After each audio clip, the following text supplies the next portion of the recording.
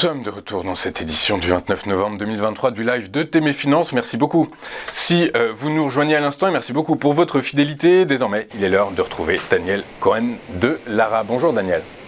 Bonjour Louis-Antoine. Merci Daniel d'être avec nous ce matin. Comme tous les mercredis, vous êtes président de l'Association française des analystes techniques. Et avec vous, on va voir trois valeurs qui semblent être arrivées à des points un peu décisifs, puisque on va commencer avec Repsol. Repsol qui semble avoir atteint une résistance. Aura-t-elle les moyens et la capacité de la outrepasser et d'aller chercher de nouveaux sommets, Daniel ? Vous avez déjà fait la moitié de l'analyse, en tout cas, cher Louis-Antoine. Alors, Repsol, on a un graphique qui remonte à l'été, avec une belle tendance haussière, qui nous a amené aux alentours des 16 €. Et là, eh bien, on a fait une structure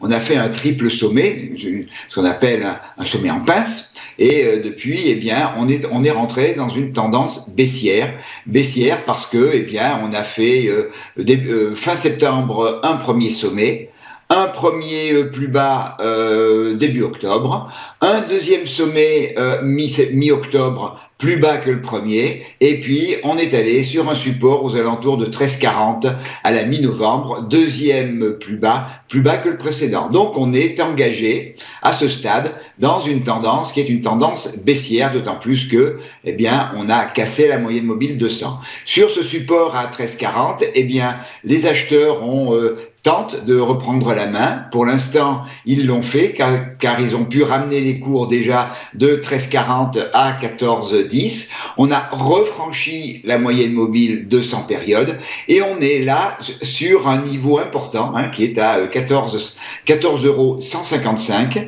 qui est la croisée des chemins. C'est un niveau de polarité, c'est un niveau qui a été résistance à la mi-août, c'est un niveau qui a été support, qui a été le premier creux dans la tendance baissière au début du mois d'octobre. On est revenu le chercher début novembre sans succès.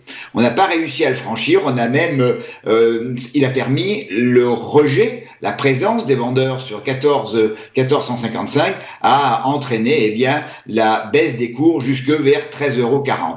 Donc là, maintenant, on est à la croisée des chemins et comme vous l'indiquiez, maintenant, il va falloir franchir 14,155. Alors, on a trois, pour moi j'ai trois arguments techniques favorables. Premier, eh bien, c'est un RSI qui est haussier, qui est en zone positive, qui est encore assez éloigné d'une zone de surachat. Donc, on a tout à fait la possibilité de poursuivre vers le haut. On a une bande de Bollinger haute qui est en train de s'ouvrir. Donc, c'est un élément également qui est favorable, d'autant plus que l'on a franchi la moyenne mobile 20 périodes. Et enfin, on a refranchi la moyenne mobile 200 périodes qui eh bien, avait fait support pour les cours au mois d'août et au mois d'août et qui avait fait résistance dans la fin de la période de baisse. Donc maintenant, croisée des chemins, franchissement ou pas de 14,155. Au cas où on franchisse ce niveau, eh bien l'objectif au-dessus, c'est le gap baissier qui a été ouvert sur la deuxième moitié du mois d'octobre entre 14,78 € et 14,83 €. Et si les acheteurs ont toujours de la dynamique, eh bien c'est 15,70 €.